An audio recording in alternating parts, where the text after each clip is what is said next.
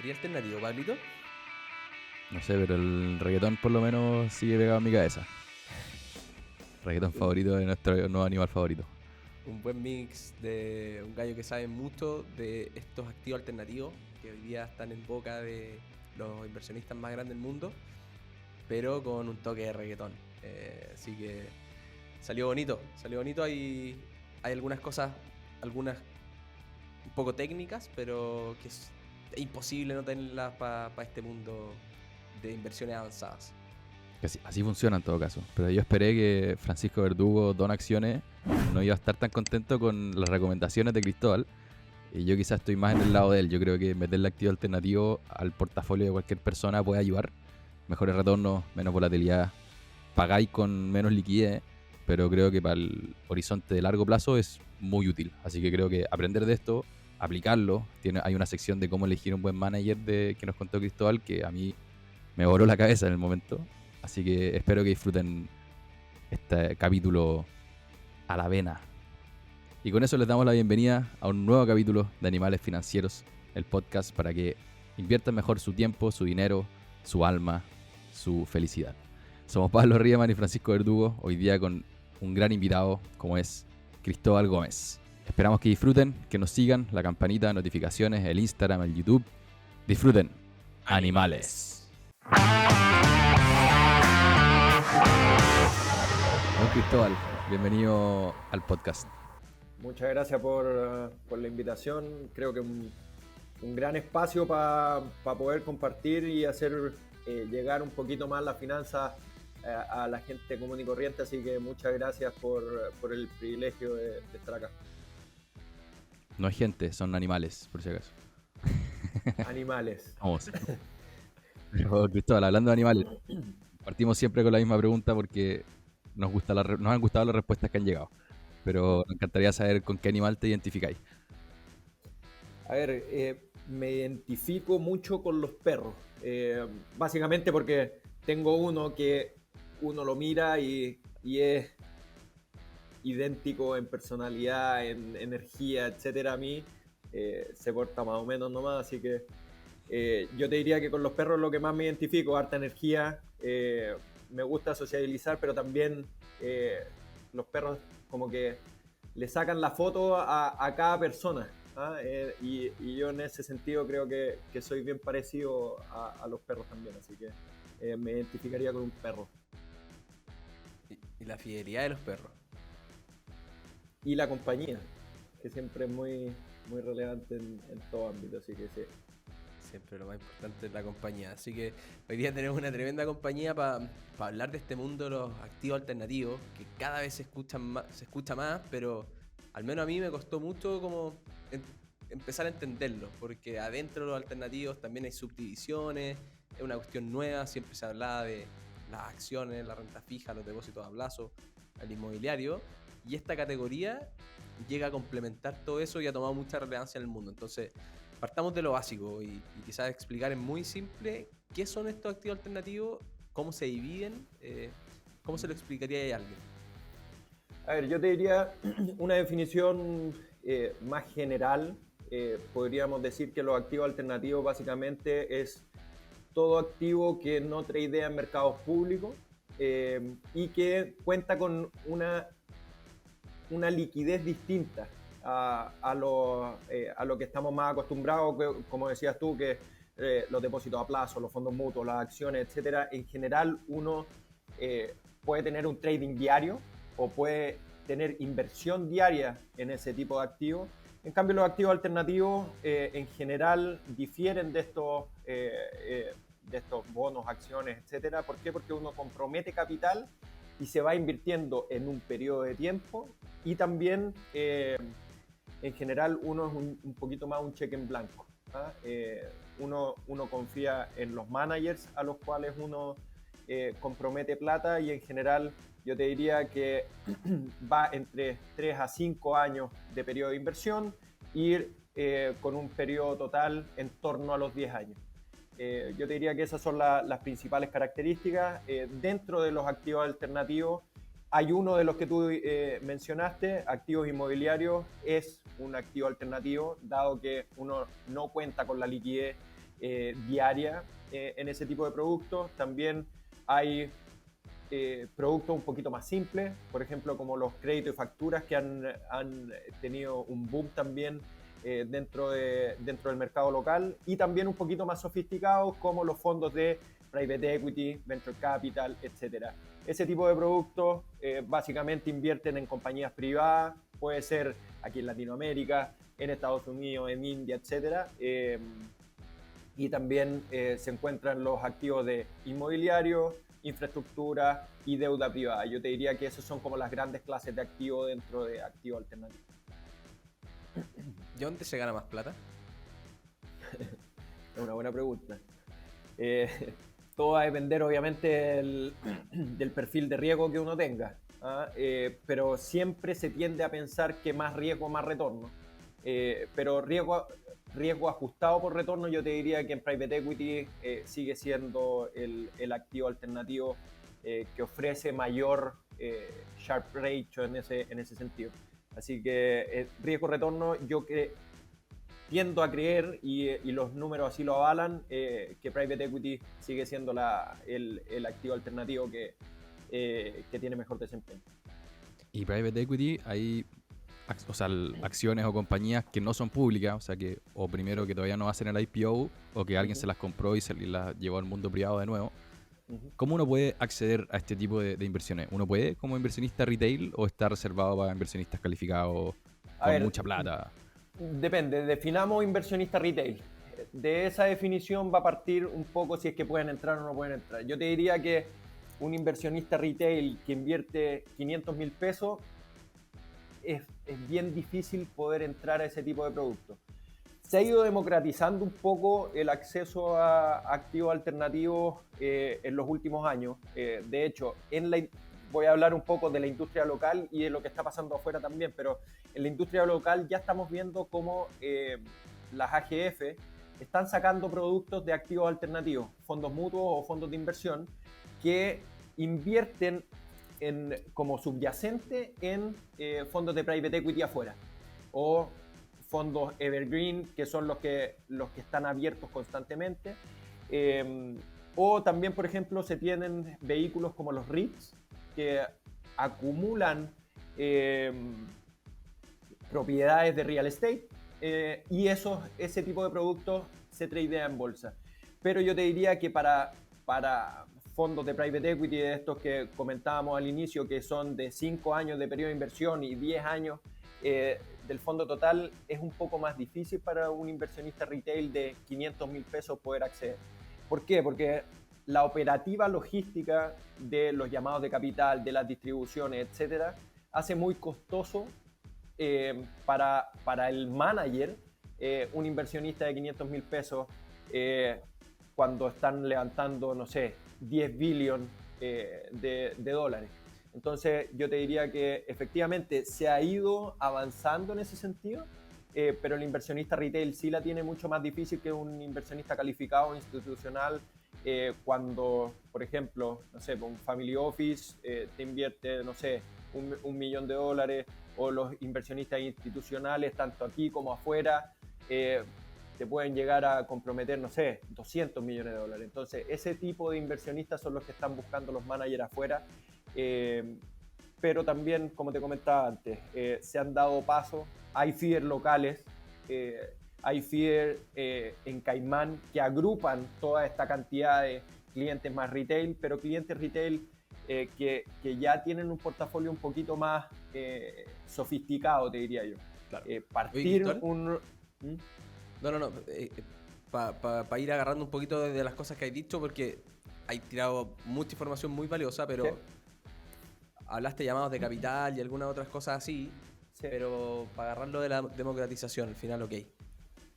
Se están armando estructuras financieras para dar acceso a inversionistas más chicos, ¿cierto? Porque esto es una buena clase activo y obviamente hay demanda y el mundo se quiere meter.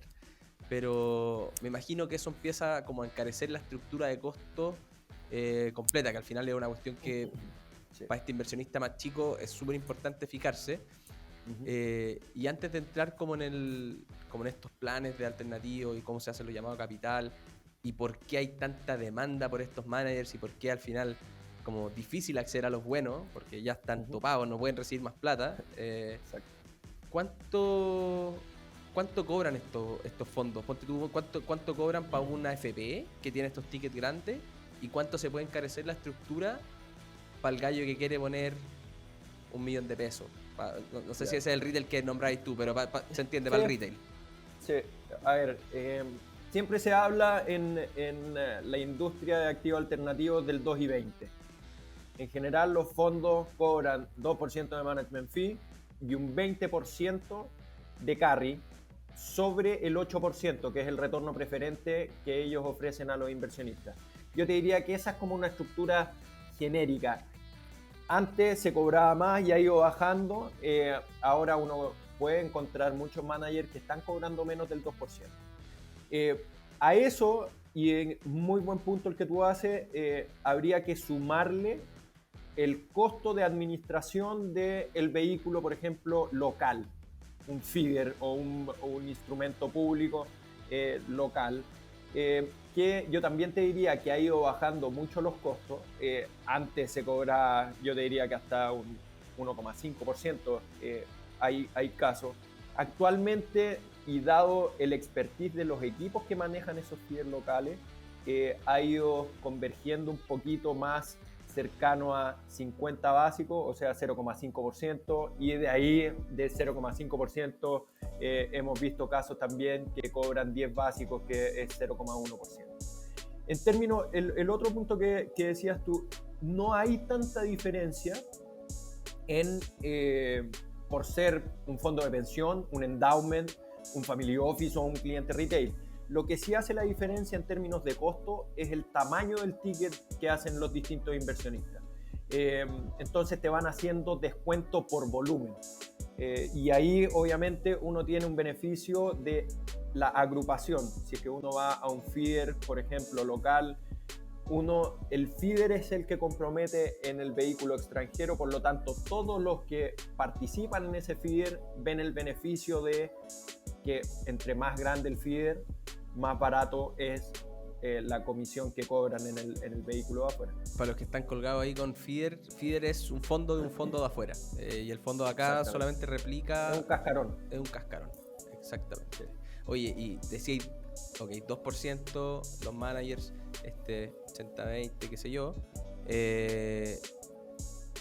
y que uno podría decir a priori, oye, eso es carísimo, para el que lo está comparando con lo que cobra, no sé, pues el S&P el ETF del S&P, que cobra prácticamente cero. Yo no diría que es carísimo, son tasas más altas, pero porque estos gallos son realmente extraordinarios, porque te dan unos retornos brutales, y quizás ahí, ¿cuáles son los retornos que uno aspira en este mundo? Para que el 2% te cuadre, pues, bueno. Sí, no, y es muy bueno el punto. En general uno paga por el expertise que tienen estos fondos alternativos, digamos, afuera. Vamos a separar un poquito la respuesta a la pregunta, porque una cosa es lo que ha sido los retornos en esta industria y lo que uno podría esperar más o menos cuando hace compromisos de este tipo. Me gustaría también hacer un paréntesis para explicar los distintos tipos de private equity, de private debt, de infraestructura, etcétera, porque dentro de cada uno hay, como decías tú, como subsectores o subestrategias que se presentan en cada uno. Entonces, por ejemplo, en private equity nos encontramos con buyout, que básicamente compran compañías, le hacen mejoras operacionales y luego la venden. Tenemos fondos de fondo, tenemos fondos secundarios que compran en un mercado secundario un pool de activos de fondos alternativos, y tenemos estrategias más growth y de venture capital, ¿okay? Que esos son básicamente las compañías que están creciendo mucho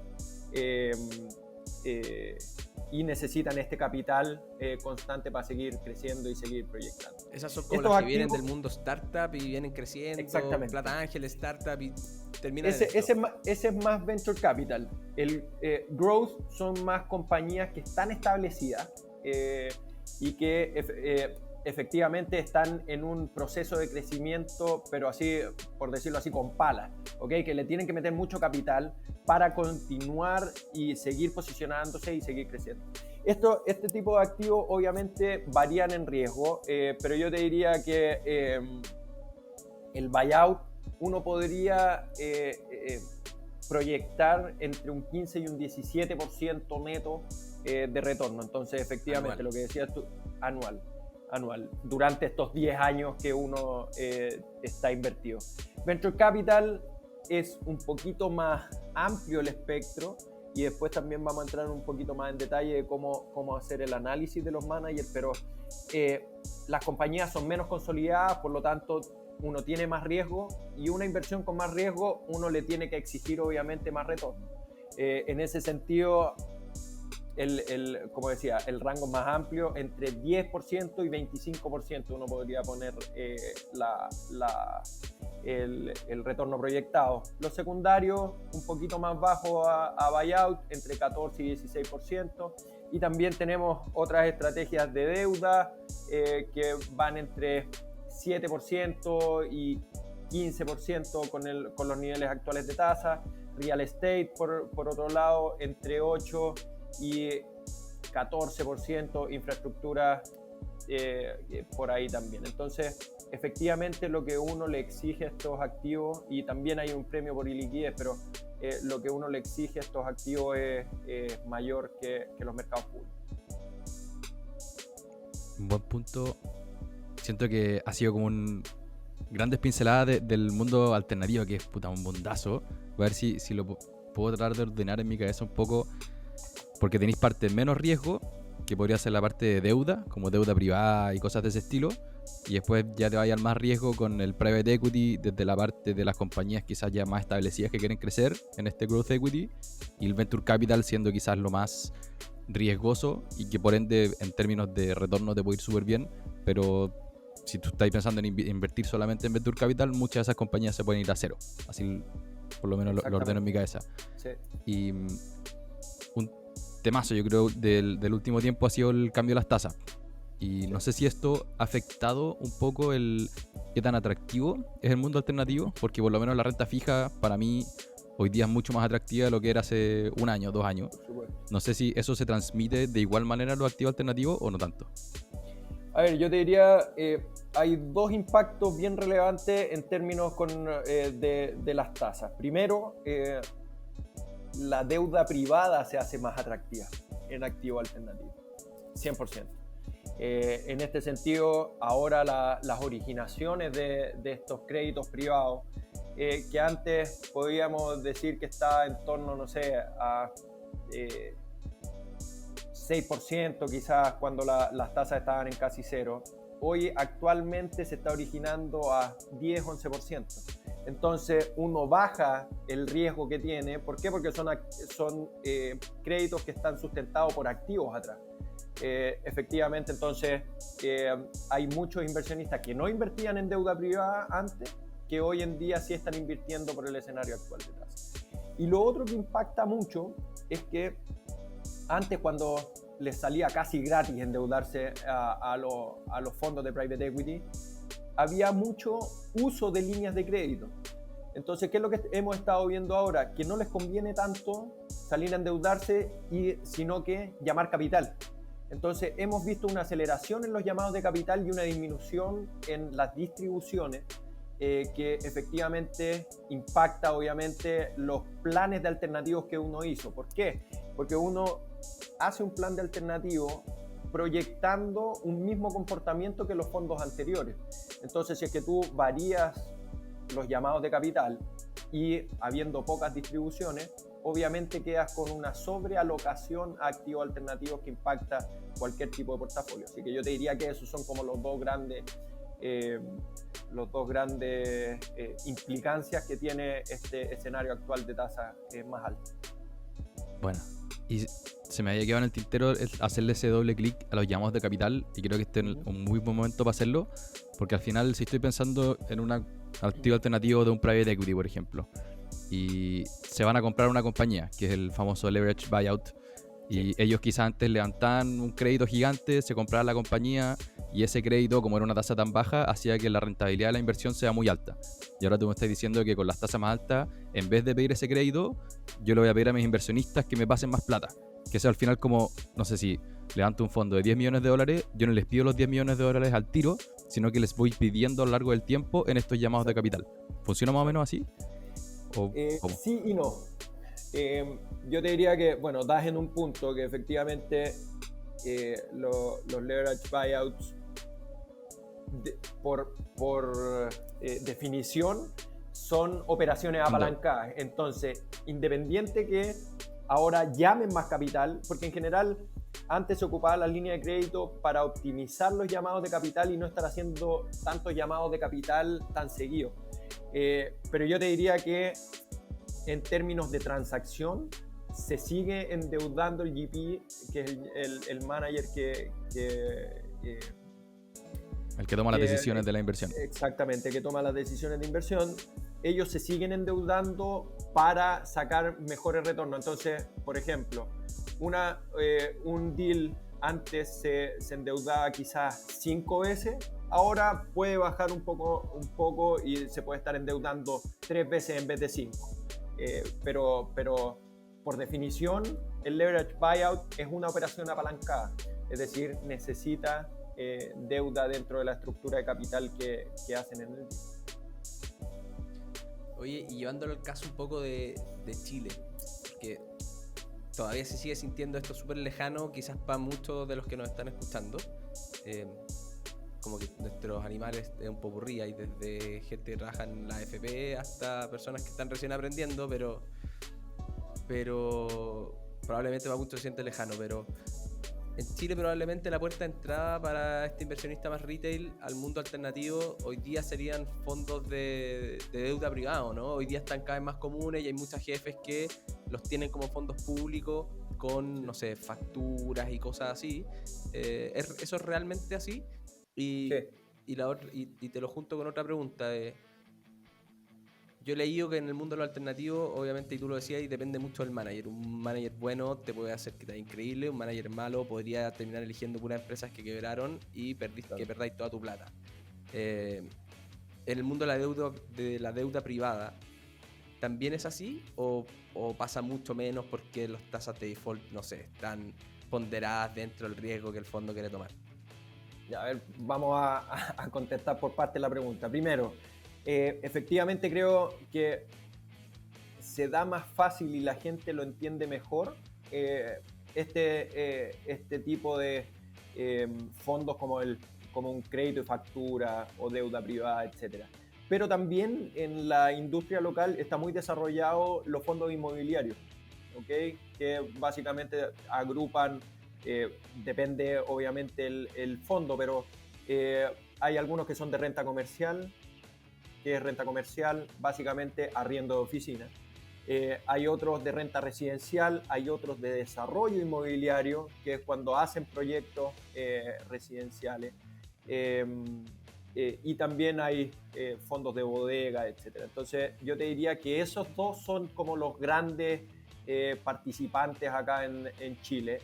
También hay fondos de infraestructura, etcétera, pero esos son un poquito más sofisticados. Yo te diría que lo que más la gente más conoce son los de crédito privado y los fondos inmobiliarios. Y la segunda respuesta a tu pregunta, yo te diría que siempre, y por lo menos es la manera que yo lo miro, siempre hay que hacer un correcto due diligence del manager, sea tanto en deuda privada, en activos inmobiliarios, en private equity, etcétera, porque efectivamente hay una dispersión gigantesca en los retornos que uno puede obtener en este tipo de activos. ¿Por qué? Porque son mercados privados. Entonces las valorizaciones que hay obviamente son súper exhaustivas, pero son privadas. Se auditan y todo, pero efectivamente uno tiene que hacer un due diligence sobre todo al manager más que a la estrategia en sí. Entonces, tanto en deuda privada, en inmobiliario, en private equity, yo te diría que el 70% pasa por el correcto due diligence al manager que está haciendo, así que sí. Temazo dijiste ahí, porque si imagínate alguien que está escuchando esto, se está motivando y dice ya, por fin me voy a meter al mundo de lo alternativo, elige el primer fondo que le aparece y te resultó ser un manager pésimo. ¿Cómo recomendarías tú hacer un due diligence? ¿Qué significa? ¿Googlear el manager y a dónde invertió, la compañía? ¿Cómo funciona ese proceso? Mira, en mi vida pasada yo hacía análisis para un family office enfocado en activos alternativos. Y yo te diría que hay muchas cosas que uno tiene que fijarse en el manager. Primero, cómo se ganan la plata. ¿Okay? Es distinto a un manager, por ejemplo, que levanta, no sé, 25.000 millones de dólares y te cobra el 2%. Es más un asset manager más que un generador de alfa. ¿Okay? Porque por el puro concepto de comisión por administración se está llevando el 2% de ese pool gigante. Entonces hay que poner eso en la balanza en comparación a el carry, que es este retorno que hablábamos antes, que se llevan el 20% sobre el retorno preferencial, y también cuánto ellos mismos invierten en el fondo que están administrando. En general, el común, yo te diría, es 2%, que es el GP commitment en el mismo fondo. Pero hay managers que invierten hasta el 15% del fondo. Viene de parte de sus empleados y de su manager. Entonces, ahí efectivamente ellos tienen carne en la papilla. ¿Okay? Están completamente alineados. Eso como primero. Segundo, obviamente hay que mirar los retornos. Y los retornos no verlos solo como un número, sino que ver que la estrategia que hacen y los retornos que han conseguido puedan ser repetibles en el futuro. Y por eso, obviamente, la consistencia de esos retornos es muy importante. Hay estudios que hablan de que el 60% de los managers, cuando están ubicados en el primer cuartil, el 60% en el fondo siguiente tienen un performance sobre la media. Es decir, están en primero o segundo cuartil. Y a diferencia, por ejemplo, los managers que están en el cuarto cuartil, el 70% de esos managers continúa teniendo retornos bajo la media. Entonces, yo te diría que la repetibilidad de los retornos también es muy importante. Otra cosa, también hay que ver cómo logran esos retornos. Si bien la estrategia puede estar muy definida, puede que tengas 3 home runs en el fondo y el resto sean puros deals mediocres. Entonces también hay que hacer un análisis tratando de sacar las colas. Es decir, sacar 1, 2, 3 mejores deals, 1, 2, 3 de los peores y ver cómo se comporta el retorno de los fondos sacando esas colas. Obviamente los mejores fondos, tú tienes una estabilidad, sacándote los mejores y los peores, continúa teniendo los mismos retornos. Eso es lo que uno busca, que sea consistente en todos los deals y no se ganen la plata en un puro deal que, no sé, hacen, por decirte algo, no sé, un 80% de retorno y en el resto hacen un 2% de retorno. Esa no es la idea. También cómo generan, cómo hacen el value creation dentro de las empresas. Hay varias miradas aquí que son un poco, por decirlo de alguna manera, contradictorias. ¿Por qué? Porque hay inversionistas que miran, oye, ¿cuál es el crecimiento orgánico que tú le estás dando a las compañías? Crecimiento orgánico básicamente son mejoras operacionales que hacen que tus distintos medidores sean mejores. Y otros son más inorgánicos el crecimiento. ¿Cómo se logra ese crecimiento inorgánico? Cuando tú sales al mercado y empiezas a comprar compañías competidoras, por decirlo así, más chicas, y las vas sumando a estas compañías un poquito más grandes. Ahí obviamente esas compañías vienen con un EBITDA interno, digamos, y eso obviamente haciendo sinergia van agregando y van aumentando el EBITDA. Otro también tema importante, hay expansión de múltiplos y disminución de deuda en las compañías. La expansión de múltiplos viene por ser una compañía más grande, entonces estos add-ons que hablaba anteriormente ayudan a una expansión de múltiplos, pero también la expansión de múltiplos viene muy de la mano del desempeño del mercado público. Entonces también hay gente que no le gusta que los managers tengan una gran expansión de múltiplo porque dicen, oye, tu gestión aquí es para hacer crecer el EBITDA, por decirlo de alguna manera, no por una expansión de múltiplo, porque la expansión de múltiplo se da por el mercado. Yo te diría que esas son a grandes rasgos las cosas que uno debería ver a la hora de hacer un due diligence. Y también, por último, es muy relevante las pérdidas que tienen los managers. No todos los fondos obviamente son perfectos. Se tienen pérdidas en algunos deals, pero lo importante es ver el ratio de cuántas veces las ganancias en los deals buenos cubren las pérdidas. Y yo te diría que ahí los buenos managers las cubren más de 8 veces. De 8 veces para arriba ya un buen manager. Entonces yo te diría que eso a grandes rasgos, para no entrar en tanto detalle, es lo que más podríamos identificar dentro de un due diligence. Vamos a armar una guía con esto.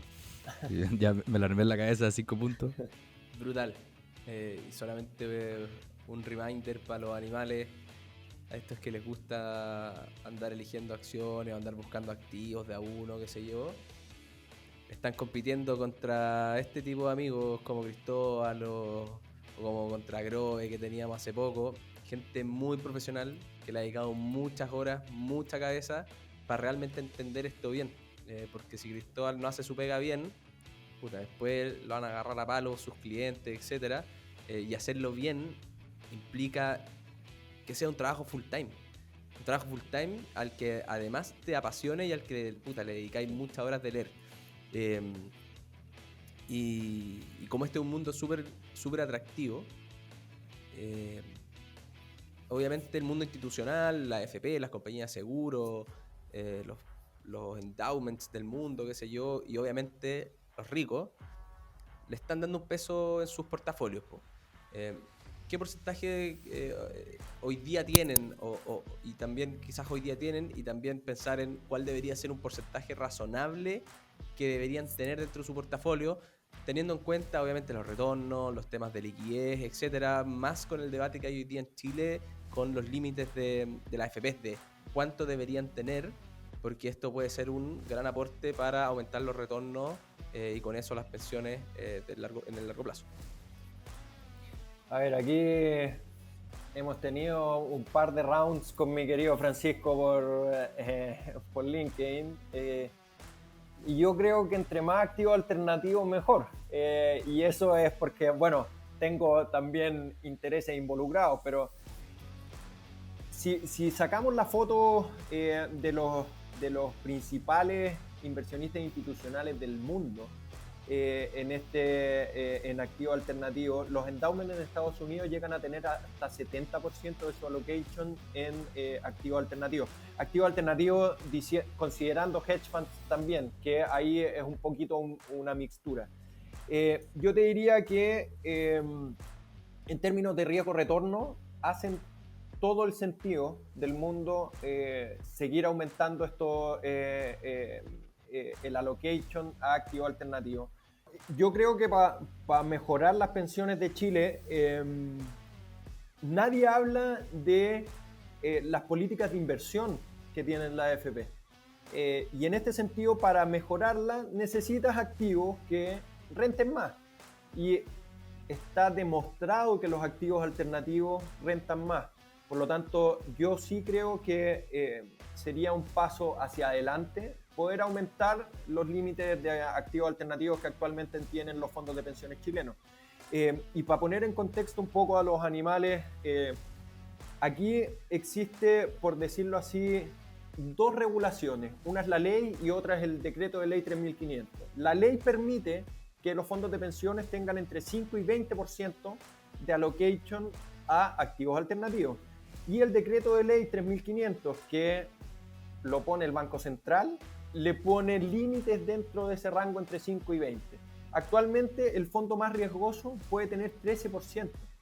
Y si uno, de nuevo, hacemos la comparativa con los fondos de pensiones internacionales o con los endowments, ya que tienen este 70% de allocation, los fondos de pensiones internacionales llegan a tener 50% del allocation en fondos alternativos, estamos muy lejos. Estamos muy lejos y yo creo que obviamente eso eso ve impactar las rentabilidades. Las AFP hacen una pega extraordinaria. De hecho, 3/4 de la plata que uno tiene en los ahorros previsionales es rentabilidad. Imagínate. Oye, si a eso le seguimos... Dale, termina el punto, dale. Si a eso le seguimos aumentando los límites para que puedan tener instrumentos que rentan aún más de los que ya tienen y de la buena pega que hacen, o sea, las pensiones van a seguir aumentando. Y yo creo que se pelea en un ámbito no tan técnico, porque lamentablemente los políticos muchas veces no entienden de inversiones, pero hay cosas a la mano que se pueden hacer para mejorar las pensiones, como aumentar el límite en activos alternativos. Así que yo creo que tiene que ir en ese sentido el aumento en los límites para mejorar pensiones. Me encantó, pero quiero hacer un disclaimer para los que están diciendo, oh, pero si las AFP son los malditos y las pensiones son malas. Hagamos siempre la diferencia, y yo creo que siempre se la trato de hacer a mis amigos, de decirle, oye, las AFP sí pueden ganar mucha plata, pueden ganar poca plata, ya eso, ok, conversémonos y debatamos y todo lo que queráis. Pero estos gallos los contrataron para administrar la plata que les pasamos para hacerla crecer lo más posible en el tiempo. No los contrataron para que den buenas pensiones, porque eso depende de otras cosas. Depende de cuánto imponís tú, tus lagunas, qué tan temprano partiste. Puta, si partiste de joven y tú te quisiste ir al fondo puta, la cagaste. Entonces hay muchas más variables. Y pilares solidarios, etcétera, que ahí es parte de el sistema de pensiones. Estos gallos son instituciones que se dedican a invertir. De hecho, tengo muchas ganas de traer algún gerente de inversión, alguna AFP, no sé si nos darán bola, pero hay alguna AFP, porque también tú la has visto por dentro, yo también la he visto por dentro, de puta, hacer una pega brutal, tiene unos equipos de inversiones muy, muy profesionales, y yo te diría que al nivel de lo que hacen los gringos, por lo tanto, estoy de acuerdo. Podrían tener más de esto para aumentar los retornos, porque eso va a ayudar ayudar al sistema de pensiones, pues, si esta cuestión es una parte de... Oye, y ahí para complementar y seguir tirándonos un poquito de flores, porque siempre, como la cultura chilena es muy de chaqueteo, no es por nada que hay muchos países que han copiado el sistema de pensiones que tenemos nosotros. Entonces las cosas se hacen bien. Hay muchas cosas que no dicen los políticos porque no son populares, digamos, pero una de las cosas más relevantes para las pensiones en este caso es la informalidad del trabajo, las lagunas previsionales, etc. Entonces hay muchas otras cosas que afectan que no se hablan tanto y concuerdo contigo, o sea, hacen una pega extraordinaria en términos de inversión. Y yo creo que, o sea, si pueden traer un gerente de inversiones de una AFP, sería un golazo, porque yo creo que ustedes acercan, como decía antes, las inversiones a gente o animales comunes y corrientes. Que fue, para mí, es la gran pifia que hicieron la AFP durante todo este tiempo. Puta, les fue increíble hasta hace poco. No lo marketearon. Y no lo marketearon, no le dijeron a nadie que los estaban ayudando, que eran el 2/3 del monto, era gracias a los retornos. Se quedaron ahí, puta, como este negocio es mío y ya me lo gané, no tengo que decirle nada a nadie. Y andan desesperados haciendo marketing, tratando de poner la otra cara. Pero saliendo de la AFP, para que no nos pongamos tan polémicos, ok, yo entiendo que la AFP es porque tienen un horizonte temporal gigantesco, brutal, y en donde no podéis sacar la plata, pues, a menos que lleguen los retiros, pero que no podéis sacar la plata. Entonces podéis tener la plata ahí parada y podéis tener 70% si tenían más bien la estructura para ir pagándole a los que se van pensionando. Pero el gallo como no sé, no nosotros, porque hay que tener más plata para hacer esta cuestión bien, pero un alto patrimonio, que, ok, de alguna manera logró tener una llave para entrar a este mundo. Tener un 70% probablemente sería muchísimo, porque Sí. no podría tener las necesidades de capital. Para ese gallo, ¿cuánto debería ser razonable? Yo te diría una allocation más estándar a nivel mundial sería 30%. Y 30% a un periodo de tiempo. Recordemos que es distinto que los fondos mutuos o un ETF. Uno compromete capital, no invierte en T0. ¿Ok? Por lo tanto, uno tiene que ir proyectando la exposición que quiere tener en el portafolio con estos llamados de capital, con las distribuciones, con las valorizaciones, etc. Y yo te diría que en torno al 30% para un cliente de alto patrimonio hace todo el sentido del mundo tener el activo alternativo, porque aparte te diversifica de los riesgos del mercado público también. Eso no lo hemos hablado, pero yo te diría que en torno al 30% debería ser un target para todo inversionista tener en su portafolio activo alternativo. ¿Y ese 30% lo pensáis en cualquier tipo de activo alternativo, ya sea private equity, private debt, lo que sea, o en qué me debería fijar para elegir el activo en sí? Ahí va a depender de tu perfil de riesgo, primero. Eso siempre es lo más importante a la hora de armar un portafolio, qué tanta tolerancia al riesgo tengo. Y segundo, para comenzar a armar un programa de activo alternativo, hay un concepto que se llama curva J, ¿ok? Que es básicamente el neto entre llamados de capital y distribución. Uno no quiere que cuando uno parte un programa de activo alternativo la curva J sea muy pronunciada, es decir, que tener mucho llamado de capital sin distribuciones hasta el año, no sé, 5. Eso no es lo óptimo. Por lo tanto, yo te diría que para partir un programa de activo alternativo siempre es bueno ir a instrumentos que mitiguen esa curva J, que en general son fondos secundarios.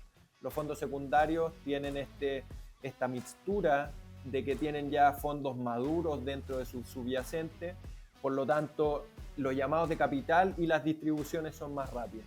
Entonces ahí uno mitiga esta curva J que es bien relevante. Pero yo te diría que, bueno, y es lo que se ve a nivel mundial, digamos, actualmente en activos alternativos hay cerca de 15.000 billones de dólares de AUM, ¿okay? De los cuales 10.000 están invertidos o por invertirse en private equity.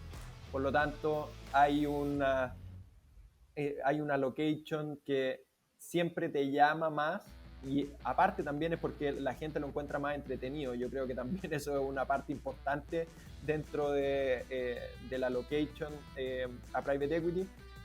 En general uno tiende a tener más allocation a private equity que a las otras estrategias. Las otras estrategias podrían ser un poco más complementarios, y también porque estos clientes de alto patrimonio en general siempre tienen en sus activos reales, tienen exposición a activos inmobiliarios, a bodegas, a infraestructura, etc. Entonces tratan de diversificar también sus activos reales. Por eso yo te diría que la mayor parte de la allocation está en private equity. Bueno, y hay un paréntesis sobre la curva J, que yo me acuerdo que al principio la veía y no entendía de qué se trataba, pero la entendí cuando me dijeron, imagínate, estás ahí construyendo un edificio, tú vas a estar metiendo plata todos los meses sin generar ni uno, hasta el final cuando empezáis a vender los departamentos y te llega toda la plata. Entonces por eso partís perdiendo y después te llega un chorro de plata a una. Y lo que mencionáis de entre llamados de capital y distribuciones es que, por ejemplo, en un private equity hay una compañía que te está pidiendo plata para crecer, una, no sé, compañía que tiene que hacer una fábrica, pero después también gana plata y reparte las utilidades. Entonces también te puede devolver plata como inversionista. Y ahí la curva J es menos pronunciada. ¿Más o menos así? Sí y no. El tema de pérdidas no es así, porque cuando te piden plata, efectivamente la estás invirtiendo y esa tiene una valorización. Entonces, en términos de flujos de caja, estás muy negativo, pero claro, la valorización de ese activo ya está generando rentabilidad. Por lo tanto, obviamente no tienes una pérdida, sino que en términos de flujos de caja el flujo de caja es más negativo al inicio. Hacer esa distinción para que se entienda bien. Yo te diría que eso y el resto, efectivamente, como dices tú, o sea, es una muy fácil manera de verlo. Efectivamente, estás en una construcción de un edificio, le estás metiendo plata al proyecto, luego cuando empiezas a vender los departamentos, tanto en blanco, en verde o ya cuando está terminado, empiezas a recibir capital y eso se va distribuyendo a los inversionistas. Es exactamente como lo mencioné. Mucho contenido de valor el que nos cuenta Chris, pero obviamente a uno no se le ocurren todas estas cosas, la investiga y todo.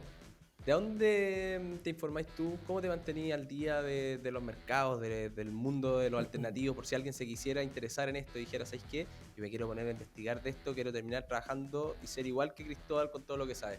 ¿Qué tendría que leer? A ver, no tengo como un research favorito.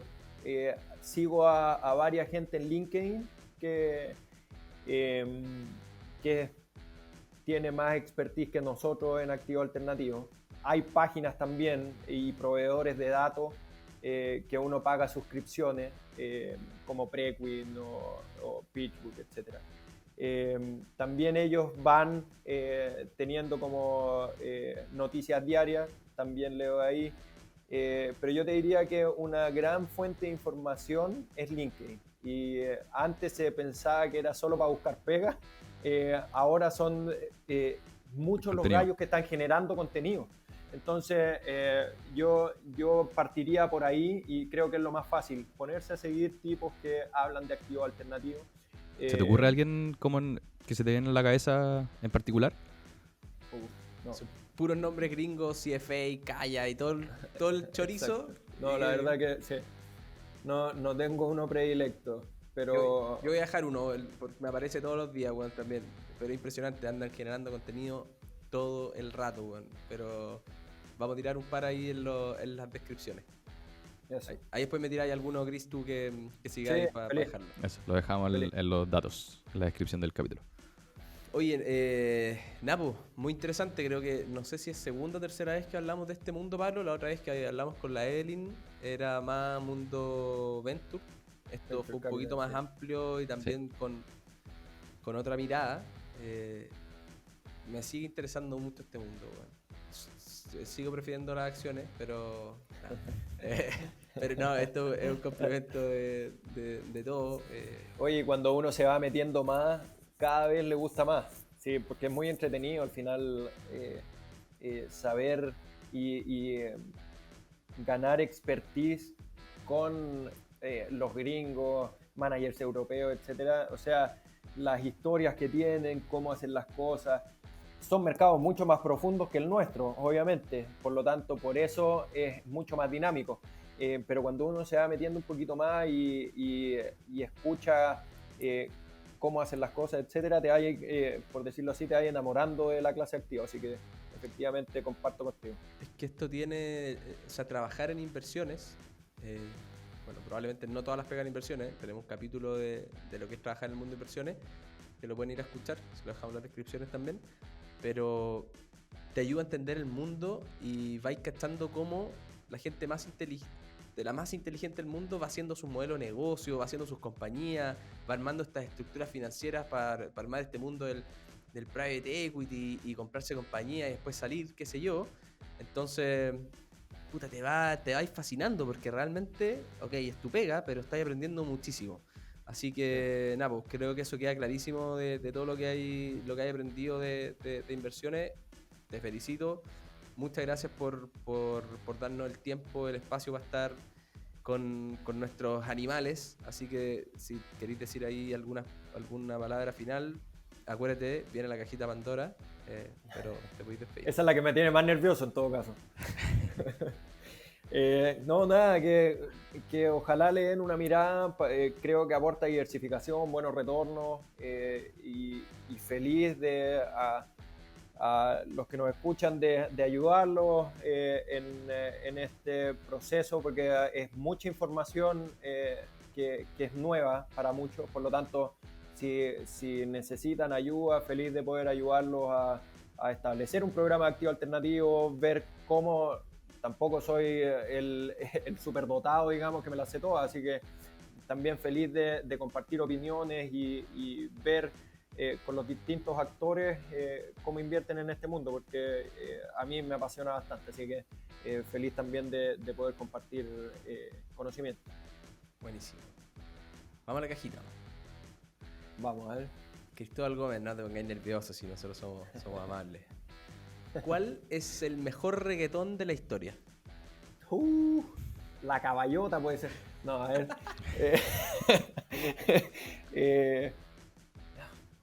Dime que bailando te conocí. Bien. Yo creo que Tenía que ser reggaetón antiguo, seguro. sí, pero Bueno. es que uno se acuerda de tantas historias para atrás cuando partió el reggaetón. No te acordís tanto. No, es que me tocáis la fibra.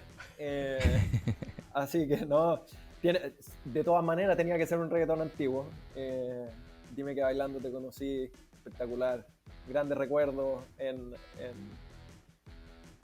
Las Delicias, en la Plaza San Enrique por esos años, así que no, yo te diría que ese es mi favorito. Hermoso.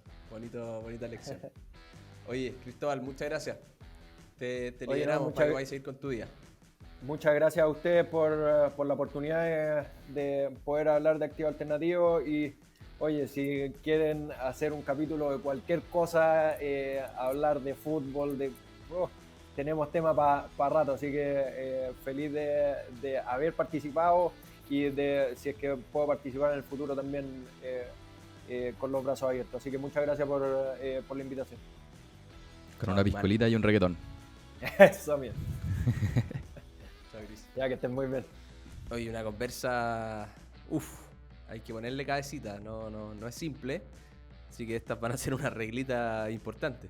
Claro, si es que se distrajeron en un momento y dijeron, ya, confío en las reglas para que me resuman lo importante, este es el momento. ¿Qué fue lo que más rescatamos de esta conversa? Aparte de que activos alternativos, good. Sí, buena inversión. Y creo que ahí, más que andar buscando, como uno mira de repente el mundo de las acciones, si me compro Google, me compro Tesla o qué sé yo, acá tenéis que evaluar al que maneja la plata, al manager. Al final tú vayas a ir a un fondo, ese gallo va a decidir en qué se invierte y tú no tenés que preocuparte tanto de lo que tiene abajo porque está medio escondido, difícil de llegar. Tú tenés que preocuparte cómo le ha ido a este gallo. ¿Ha hecho buenas inversiones? ¿Ha hecho malas inversiones? Y si es razonable, si es bueno y me deja entrar, vos dale, pero dale con el manager. Un muy buen punto eso. Y muy distinto al mundo general de las inversiones tradicionales como los bonos o la renta variable. Segundo, la comisión generalmente el 2 y 20, que nos mencionaba Cristóbal, 2% base, 20% sobre lo que le ganen a un benchmark, que muchas veces el 8% de rentabilidad. Puede sonar caro en un principio, pero no lo es. O depende del tipo de activo. Si uno está esperando rentabilidades más altas, pagar un 2% más un 20% de esa ganancia es lo normal. Así que no se asusten si lo ven. Generalmente les decimos que no paguen más de 1,5%, pero eso es en el caso de las acciones o renta fija o el mundo tradicional. Así que en el mundo alternativo deberían estar dispuestos a pagar comisiones un poco más altas. Claro. Así como siempre hablamos del riesgo-retorno, bueno, si hay mucho retorno, probablemente estéis dispuestos a pagar mayores comisiones. Está todo junto, no hay nada separado acá. Y nada separado como que tú tenés que ver qué tenías en tu portafolio y diversificar tus activos reales. Si ya tenías tu casa propia, tenías un departamento y te gusta el mundo de los alternativos, bueno, no te metáis probablemente en fondos de infraestructura o de desarrollo inmobiliario, quizás ándate al mundo de private equity. Entonces, ten eso en la cabeza porque es parte de tener un portafolio completo sano, que muchas veces también decimos, oye, ve también qué tenés en tu AFP, que ahí quizás para los que no podemos acceder al mundo alternativo de manera directa por todas las restricciones de capital, liquidez, lo que pueda tener, ustedes ya son inversionistas de activos alternativos y están imponiendo en la AFP y están en el fondo A o E, que probablemente son los que lo tienen, están invertidos en esto. Totalmente. Y por último, como este va a ser un mundo nuevo para muchos y es un mundo grande y difícil y complejo, hay que ir de a poquito, po. Hay que ir aprendiendo día a día, semana a semana. Y como nos dijo Cristóbal, nosotros esperamos que nos dijera un libro, un podcast, lo que sea, y nos dijo, no, si está todo en LinkedIn. Así que les vamos a dejar ahí en la descripción un par de finfluencers que saben mucho de este mundo. Más que influencers, yo creo que son expertos de la materia que comparten lo que piensan nomás. Y quizás son una buena definición de influencer. Pero para que lo sigan, para que aprendan.